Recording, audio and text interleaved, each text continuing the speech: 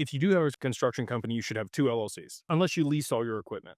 If you lease all your equipment, then you're just gonna have the service company. Doesn't matter. Whatever service company should be leasing the equipment, because if anything bad happens and it's above the insurance that you cover, what your insurance covers you for, somebody's gonna be able to come after you for the other assets inside that corporation. If it's a service company and you're leasing the assets from your holding company, they can't come after these assets in the holding company because they're a separate company and you have limited liability with the service company. So ideally, you don't have digital assets in either one. For sure, not the service company, maybe the holding company as a treasury, but ideally it's segregated into its own LLC, separate of other stuff, just like real estate. Like you wouldn't hold real estate in the same LLC as your operating company because, again, if somebody sues you or somebody falls on the property or anything happens, that property can then be taken in a lawsuit. So you want to limit that liability. So personally, I would parse that out. I would segregate it. And if you don't have your assets separated from your service company today, I would highly recommend working with an estate planner or a tax attorney to structure that appropriately to be able to mitigate the risk of loss of those assets. If you do have heavy equipment, obviously you're getting, the Section 179 deductions. You're able to write that off, which is awesome. But